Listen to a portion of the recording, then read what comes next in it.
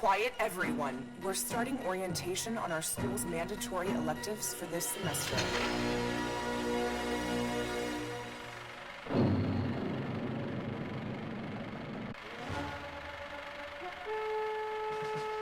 Tankery, a part of our culture with a long history, enjoyed by girls from many nations all throughout the world.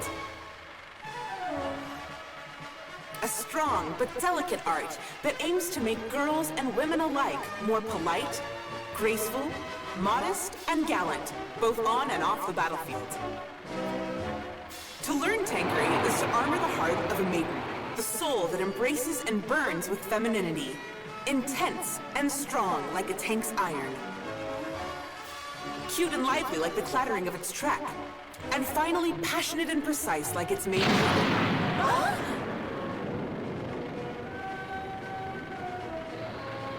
If you train in Tankery, you will become a better wife, a better mother, a better student, and a better worker. You will become healthier, kinder, stronger, and men from all over the world will fall at your feet. This is your chance. Train your body, train your mind, embrace Tankery, and blossom as a woman on the field of battle.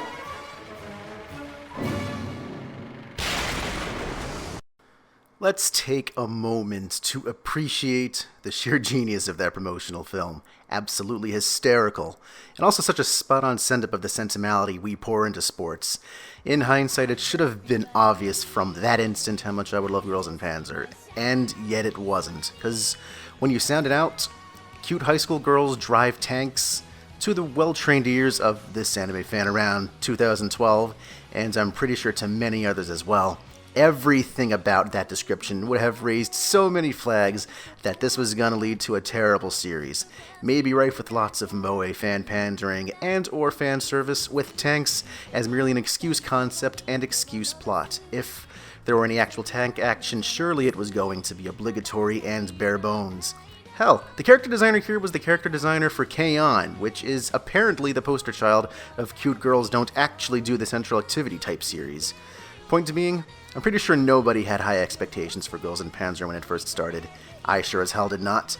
But maybe it sounded too ridiculous to truly pass up, because when I spotted it on Crunchyroll one day, during the currently airing 2012 season, I suggested to my girlfriend that we just check it out for shits and giggles. So we did. And not only ended up marathoning all 9 of the currently released episodes that same day, but also cursed our luck at not having a 10th episode to continue with. And if you know what episodes I'm referring to, then hopefully you can appreciate what a bitch of a cliffhanger we had to deal with. Yeah, somewhere along the line, Sandra and I dropped the shits and giggles act because, to our amazement, it got real and had us invested.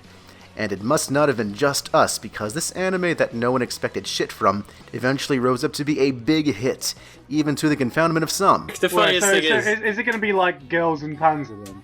Which was ridiculously popular, and I have no idea for what. How many other shows could get away with delaying their last 2 episodes by 3 freaking months for the sake of delivering the best conclusion possible after a massive production fuck-up? What the hell is up with the dumb show about cute girls driving tanks to earn that? I'll attempt a little answer attempt in a bit, but first the setup.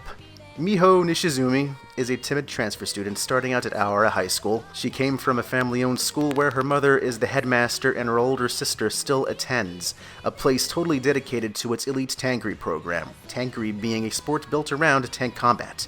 In this seemingly near-futurish world, the Nishizumi name is tankery's foremost dynasty, sort of like a Manning or Williams, but an even bigger deal and with the extra baggage of good old Japanese family reputation to uphold. Miho was the sub-commander alongside her sister Maho, the team commander.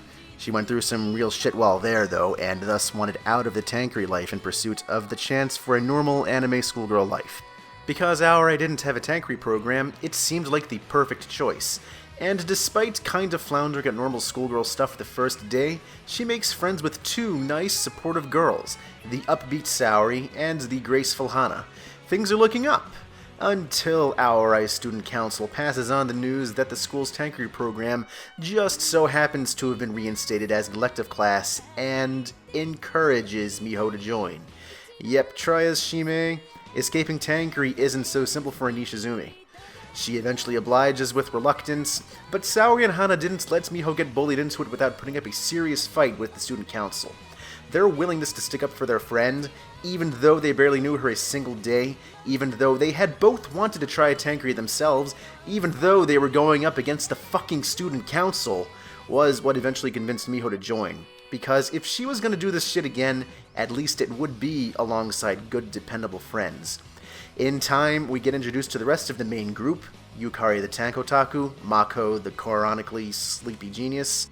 Miho predictably becomes the team commander in short order, and what then follows is a ragtag underdog team story of how a reluctant veteran leads her team of fresh-faced newcomers and their rusty old tanks to glory in Japan's national tankery tournament, and even learns to love a sport she had resented for the longest time. In other words, the plot is well-trodden stuff. Crucially, however, not ripped from a cute girls do cute things show. Rather, it's ripped from a sports story? You're not hearing it wrong, that really is the case. It's the show's brilliant Trojan horse conceit, honestly. It might look like a slice of moe series, but Girls and Panzer is actually a sports anime. So, back to the question of how it got so unexpectedly popular, I think that may be a huge key as to why. Fast forward 3.5 years after its original airing, and look how goddamn popular sports anime has become. Girls und Panzer, in fact, predated all of today's big contenders, airing before Haikyuu, before Yoapeda, before Ace of the Diamond, before the starter of the current sports anime fandom boom, aka Free. It trailed Kuroko's basketball premiere by less than 2 months. It's got a pretty strong case for donning a pair of hipster glasses. Maybe it tapped into something about the genre that has resonated so widely with audiences before that became a better-known quantity. Oh, you mean the yaoi fans? Yeah, that too actually, though Yuri in this case. Popularity aside though, the heavy sports anime bent also makes Girls and Panzer purely entertaining to watch. It's already got an edge with its sport of choice. Tankery may be fictional, but it's fucking awesome, and the action is appropriately well executed, but the series doesn't stop at gameplay competence. It has the nerve to also take the other proceedings seriously enough to develop them with interesting wrinkles and surprising thematic depth. It's a potent 1-2 punch that leads to something eminently watchable. 2 punches that should be fleshed out more. So first, let's talk about the titular Panzer. Girls und Panzer, to reiterate, is not tanks as moe excuse material, but rather moe as an excuse for doing awesome shit with tanks. The character Fanservice, in turn, is surprisingly subdued, almost close to tasteful even, probably because the show's truest loves are the tanks and all of that sweet, sweet tank action. Their priorities are well chosen, to put it lightly. It helps that visually the series is a technical marvel. All of the combat is a hybrid of CGI and traditional animation, which, I know, cue the heresy and 2D Master Race comments, but hear me out. Stick to such prejudices and you'll vastly underestimate how well it works here. Even during the beginning episodes when Studio Actus didn't quite figure out how to best blend the two styles together, leading to hilarious moments like this, it's still an impressive looking show, with the CGI largely holding its own and not sticking out too much like a sore thumb. Besides, Actus eventually does get to the hang of blending 2D and 3D, and at that point, the shit they pull off is the strongest argument in favor of CGI in anime. Just imagine for a moment the reptilian satisfaction you gain from just performing actions in a mechanically excellent video game. Something along the lines of navigating the world in Super Mario 64 or swinging the Kirk hammer in Bloodborne. Watching Girls and Panzer provides something close to that feeling, without a controller or keyboard and mouse. It's really been possible for me to imagine the tank combat without the CGI, because it makes the combat so physically engrossing, adding a sense of weight, of impact, of friction that couldn't be matched if everything was instead done up in 2D.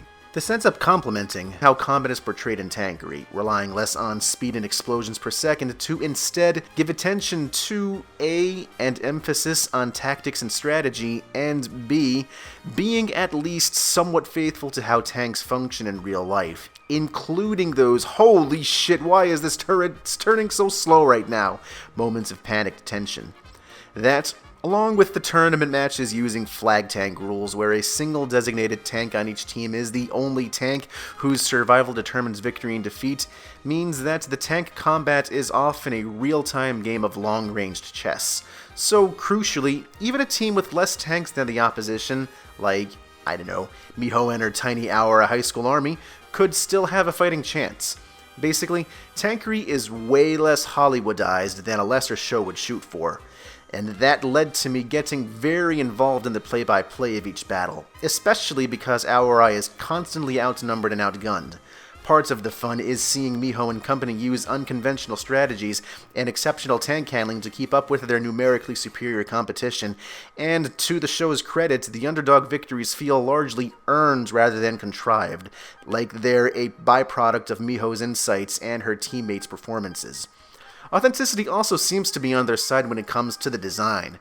There are a wide variety of legit World War II tanks on display, including one on the fearsome and experimental side of the spectrum, and my girlfriend's brother, a huge World War II buff, was able to identify virtually all of them on site alone.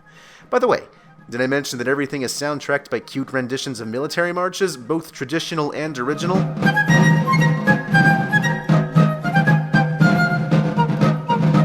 It's hilarious how anti-dramatic it all is, tank shells getting explosively lobbed across the battlefield at hundreds of miles per hour, to the tune of lightly pattered drums and a fucking flute. But that right there encapsulates the show's tone in a nutshell, so it's basically perfect. Unfortunately, for how spot on the Panzer side of the equation is, the girls' side is markedly less developed. They're victims of the math. Because tanks require crews of 3 to 6 people to operate, it's inevitable that this show would end up stuffed with characters, and with only 12 episodes, the majority of them ain't getting shit in the way of complex characterization. So most of them are defined by capital T traits instead. The Outright Tank crews, for example. There's a history club crew, a volleyball club crew, even something as vague as a crew of freshman students. The student council, which is President Anzu, VP Yuzu, and PR person Momo, and Miho's main group of friends, Saori, Hana, Yukari, and Mako, are the only teammates given a little more depth than a single-phrase description, but only barely, and that's still a ridiculous list of names. And most of the teammate characterization for the other teams are essentially rooted in national stereotyping, like the America-based Saunders, so boisterous yet full-hearted, Britain-based Saint Gloriana, so elegant and full of tea, or Germany-based Kororomine, ruthless and militaristic to the extreme. Maho, by virtue of her relationship to Miho, and Commander Darjeeling from Saint Gloriana, with a cool demeanor suggesting she's got an inner monologue going on that we won't get to hear, are the only two characters that really stand out from this bunch. Granted, there aren't any straight-up bad characters in the series, but most of them are merely serviceable at best. That, along with the rote plot, would severely limit just how good most series could truly be as a whole package, but Girls and Panzer still somehow ends up being better than the sum of the tank battles, and significantly at that. Those interesting wrinkles and surprising thematic depth I described before, it's time to start getting into them. The sports anime is in the details, after all. So, while Girls and Panzer lacks in a developed character roster, it's far more successful with playful world building, such as the greatest final moments reveal in anime history that takes place in the first episode, which is way too good to spoil. But more substantially, it goes all in with the concept of World War II-style tankery being a nation's treasured pastime on the level of football, complete with great cultural prevalence. Things like tank-themed cafes, tank-themed accessory shops, Miho's older sister making the news because she and her school are such hot shit at tanks. This is putting it lightly, actually, because it's even better than that. Girls and Panzer is so committed to the tank sports culture idea, it takes on a damn near satirical bent, subversive even, as in portraying their fictitious sport along with the culture and attitudes surrounding it through a partially irreverent lens. And I'm pretty sure the way it reflects on real-life sports culture had to be at least somewhat intentional. That tankery promo video is the purest distillation of satire of the absurdity of a game about blowing up military equipment being placed on such a high pedestal. The mainstream treating any game with that level of regard? Psh, as if that would ever happen for real. It shows through the different nation-themed schools and their teams, too. As mentioned before, their characters are mostly defined by national stereotypes, and that applies to the schools too, though way more hysterically. These aren't schools and students that actually come from all of these other countries. They're actually Japanese schools who theme themselves on their chosen countries, but they're seemingly limited by their perception of said countries. Hence, an overdressed prep school, proper British school that reveres tea so much that everyone nicknames themselves after it. A Russian school whose emblem is math tools in the shape of the Soviet hammer and sickle, and whose pastimes include doing that squat dance. An Italian school whose emblem is literally a pizza. There's lots of shit like that, bordering on the offensive and tasteless even, but nobody ever builds up team identities like that for real, right? On the more subversive end, it's certainly noteworthy how tankery is a sport that only women gets to play, that it's straight up considered a feminine sport even. Pretty remarkable considering tanks have typically been regarded as the machoist plus most phallic icons of military might, and the men are practically banned from it.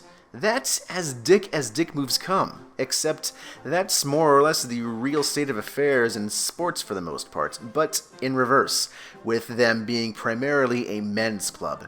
And isn't that just as absurd or stupid? Sure, maybe this is the Captain America punching Hitler of subtext, but intended by the creators or not, it's still there. There is also at least one moment where the series straight up points doubt at some of the rules of tankery, which, holy shit, if they had done that with a real sport? Cleverest and possibly most subversive of all, und Panzer is even skeptical of feverish devotion to quote-unquote victory, such as how the main antagonist of the series is essentially Miho's family and former school, the long-reigning tankery dynasty whose biggest priority is keeping their top spot. Their attitudes are not seen sympathetically, particularly where Miho's history with them is concerned. And the series is pretty consistent with characterizing the players and teams who really so badly want to win in similarly unflattering ways. To drive their point even further home, the inverse of that is also true, like through a school that shows their utmost token of respect to a team they defeated because they considered them worthy opponents who were fun to compete with. There's even a moment where a team ponders surrendering a match, and it's portrayed as an understandable and valid decision. Even the typical fight against underhanded opponents pans out in a way where the final payoff isn't Miho's team overcoming those fucking assholes, but a triumph of sportsmanship. The opposing team commander even outright states at the end that tankery isn't war. To the extent that there's any central tenet of the show, that right there is it. Tankery isn't war. It's certainly at the heart of the one character arc, Miho's, that ends up going somewhere exceptional. Because if you're going to succeed with just one person, after all, why not make it count? Outside of the tank battles, this is a story of someone forging her own style of tankery outside of her family's shadow, not just in terms of foregoing the Nishizumi way of strategy and leadership, replacing it instead with her own, but also getting deprogrammed out of the win-at-all-costs attitude she's known all of her life. How Miho takes a sport that's haunted her because she was gentle, quote-unquote soft, where her family and old school expected uncompromising steely-eyed survival of the fittest toughness, and starts to love it and showing that she's actually really fucking talented at it by approaching it on her own terms. The way in which the tournament's finals proceedings dovetail with Miho fully embracing her ever-caring bleeding heart and portraying that as one of her central strengths as a commander and strategist rather than a weakness is a rightfully satisfying conclusion. It's pretty similar to Kosei's relationship to music in Your Lie in April, basically, but done better in half the episode length 3 years earlier.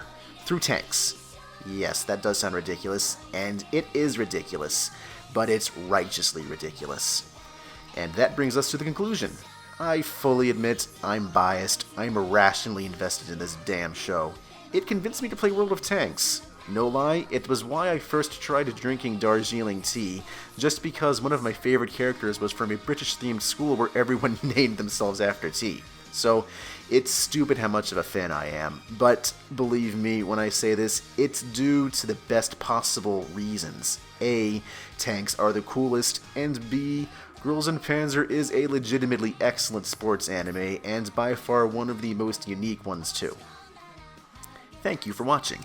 If you've got any comments, agree, disagree, anything in between, anything else in general, hit me up in the comments below, or over Kinja, over Twitter, over Tumblr. It would be cool to hear your thoughts. Until next time, Panzer fucking vor, everybody. This has been RedStripe Reviews.